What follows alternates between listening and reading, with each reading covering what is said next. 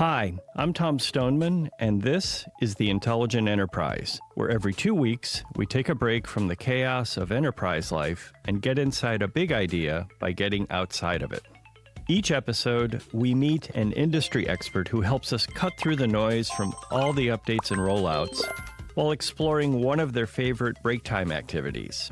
Things like hiking, cycling, reading, whatever activity gives them a reprieve from the day-to-day demands of work and the distance they need to come back to a problem with a fresh perspective.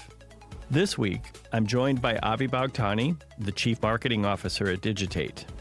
His extensive experience includes leadership roles in software, product, and marketing at both high-growth tech startups and Fortune 500 companies.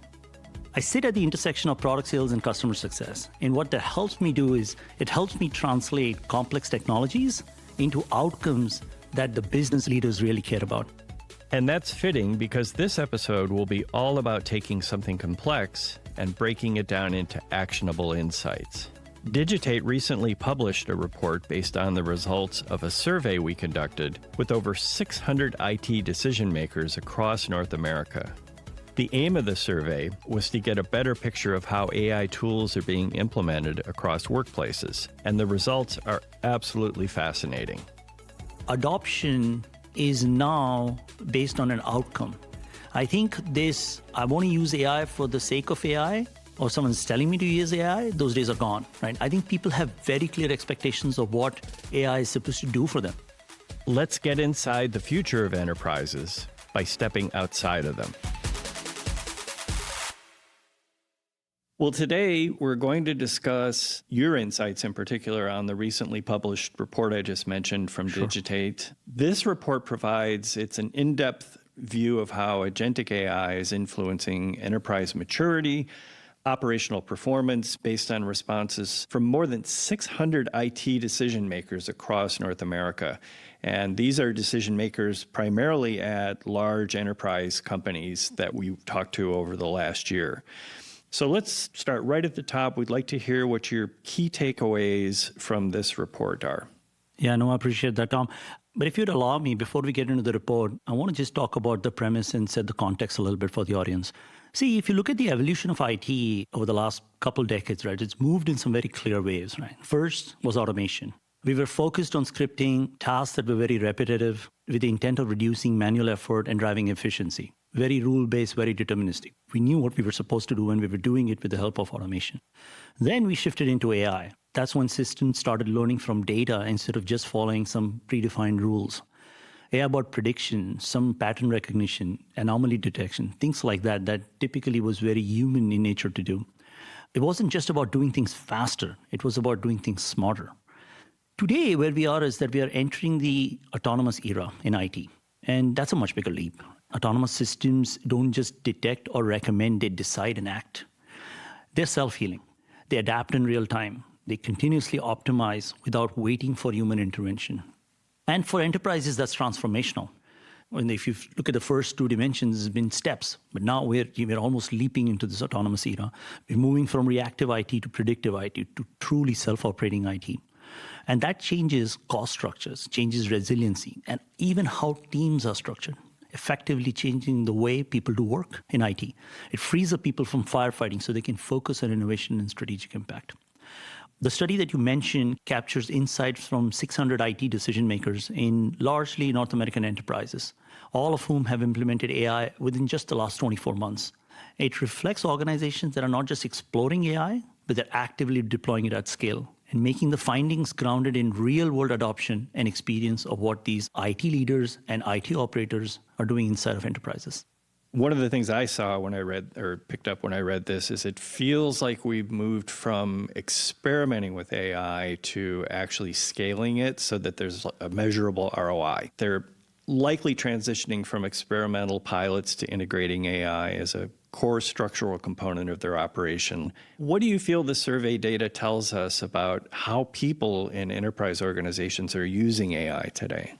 Organizations are moving beyond experimentation, just like you said, and embedding AI into core operations. And this is a big shift, right?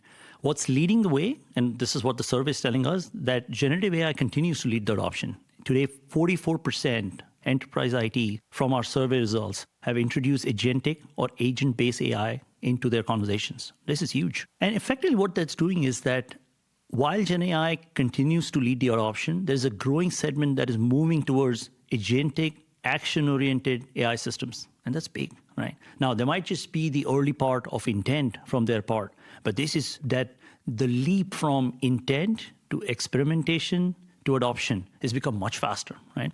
I'll give you some more data points from what we learned, right? The biggest gains that are showing up are in productivity, speed, and accuracy, right? There are organizations that are seeing anywhere up to 45% increase in productivity. This is huge. Automation could not get to those scales.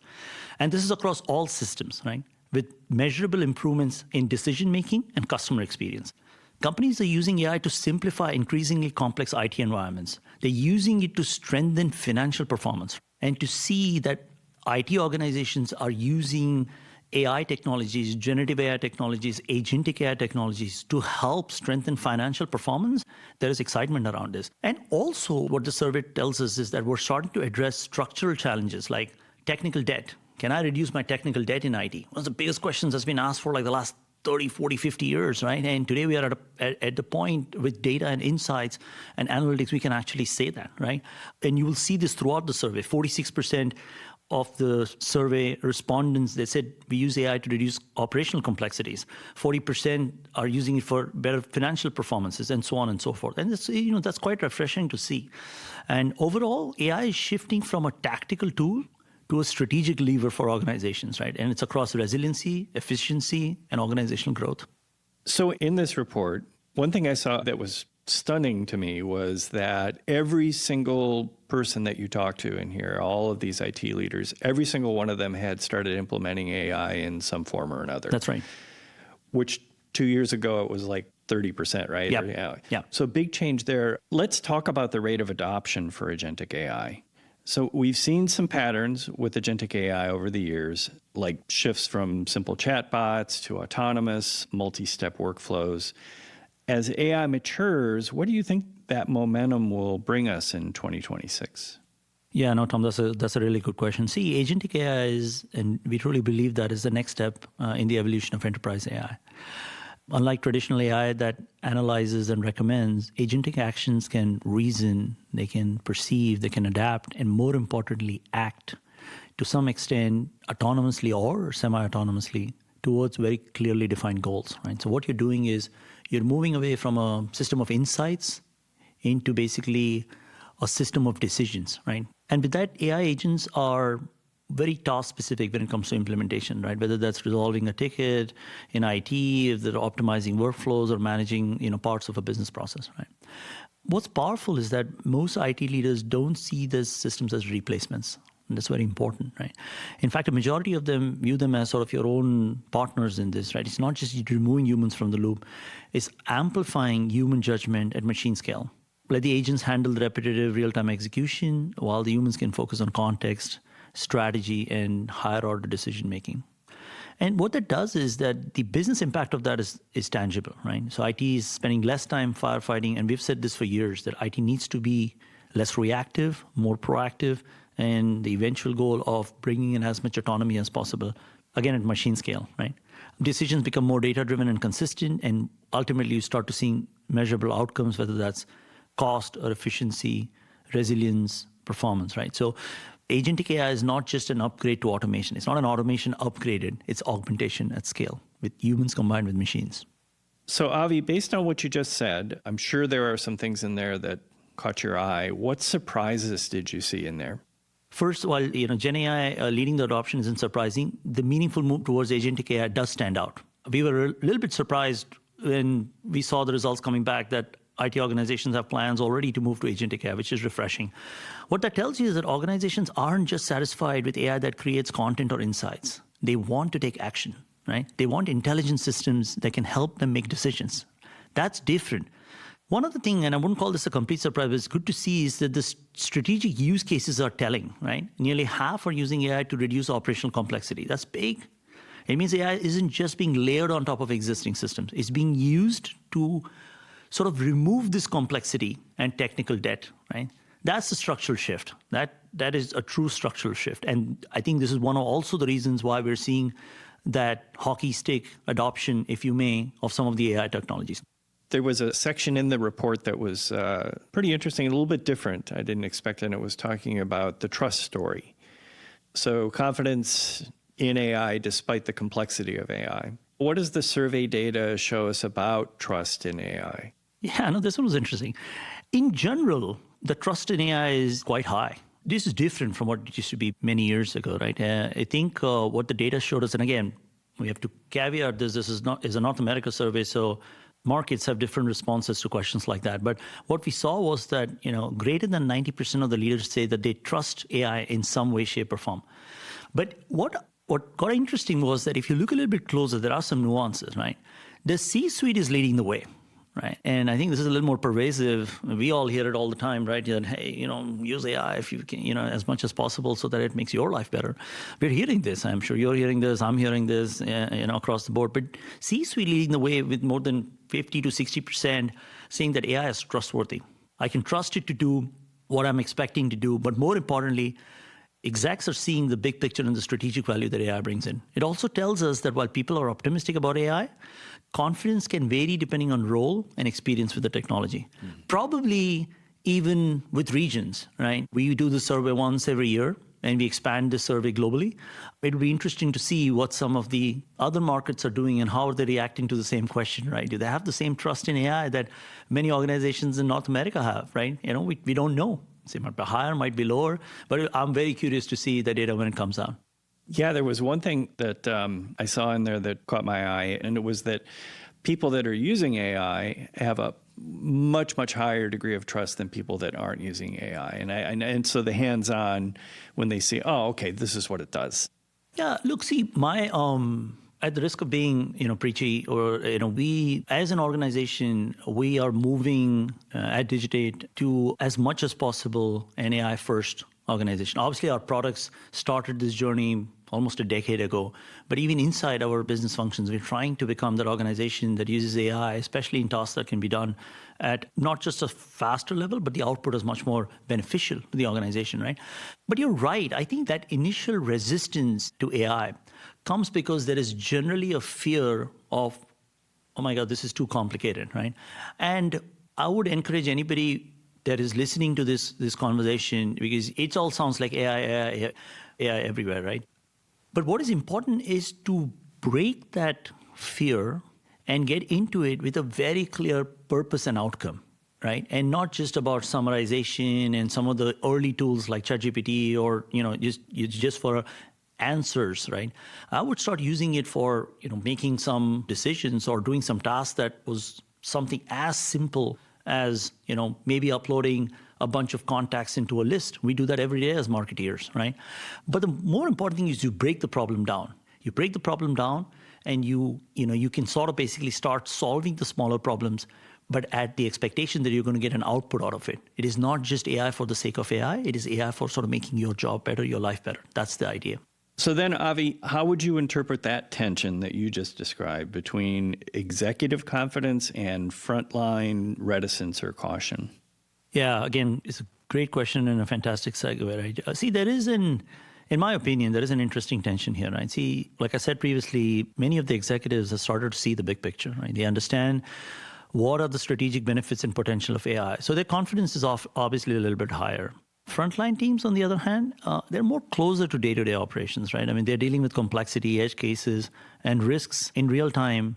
But also, there is a time commitment, right? They have to balance all of these things, right? So they're obviously naturally more cautious, right? It's not the lack of trust. Again, we covered this. Trust for AI has now a little more pervasive than it was some years ago. It's just practical realism, in my opinion. The key is bridging that gap, right? And, you want to give the frontline teams the right tools, the transparency, and more importantly, the coaching, right? This is where the human element of leadership comes in. It's not just by throwing a bunch of tools and saying, hey, go make this happen. Everybody else can make it happen. And I think that's where this gap becomes wider. But when leaders step in and say, hey, I'm going to give you all of these tools, there is the training, there is a human element of it, there is time to learn, grow, mature with it. I think leaders are understanding that that is the right balance of human empathy and organizational productivity, right? I think where the right balance is, I think the output is much better. The output with AI, the keenness to use the tools that are available to make them better, and that balance is extremely critical. So a while back, everybody was thinking, well, yeah, okay, AI is going to come in and we won't need people really to do that much anymore. Mm-hmm. We're finding out that's not the case, right? And the quote that is in there is, enterprises question how to sustain value amid limited human capacity, and the winners will be those who balance automation without eroding the human expertise that powers AI's success. There is no AI without mentioning a human in the loop. Let's just be very clear. And the reason is the balance of productivity and that strategic decision-making at the right points is what is going to make the entire journey very successful, right? And that's why I agree with the quote that's there. And I think it's a real powerful one.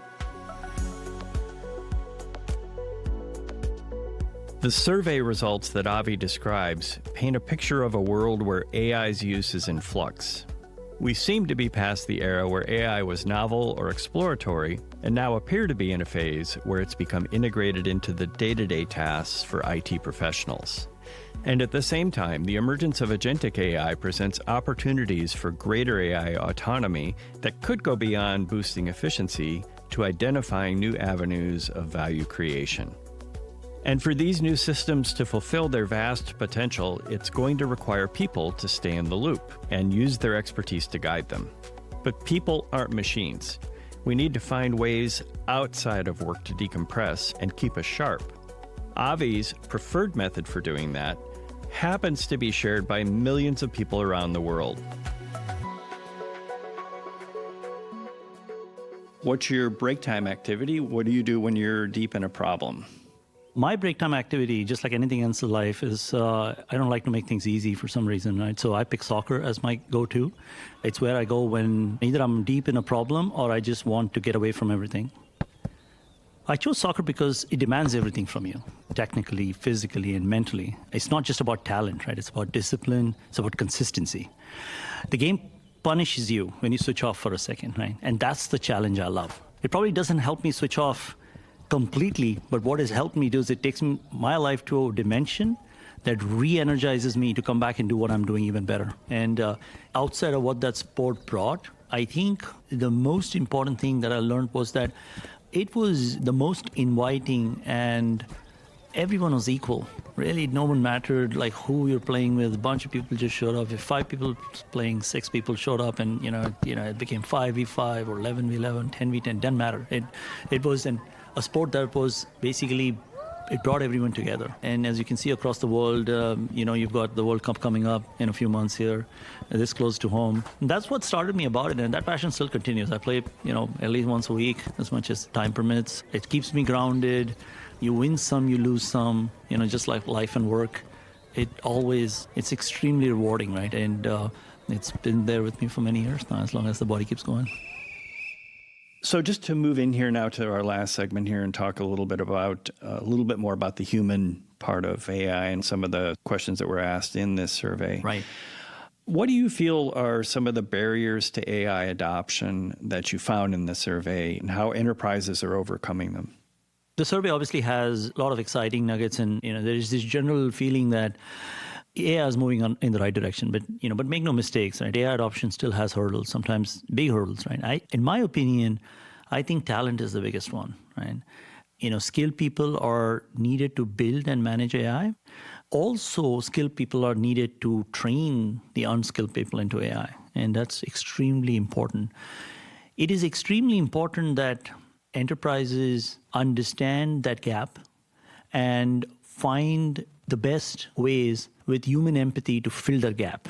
And why I'm saying that is that if it's an either-or answer, then that gap keeps getting bigger and bigger, right? And the fear we talked about of getting into AI, that gets bigger and bigger, right? And I think it is imperative that organizations, enterprises look at their talent maps, their talent skills, and try to bridge that gap, right? It's not a be-all, end-all, right? And I think, again, the other thing which is sort of important, in my opinion, with enterprises is a little bit of the non-human element of it, is that the costs are also very high, right?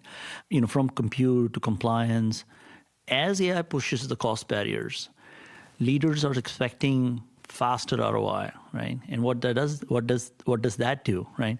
You're putting even more pressure on your talent and your human. So you see, it's a very interesting conundrum. It's also very interesting dynamic, and at the same time, it's also a very interesting intersection and an inflection point.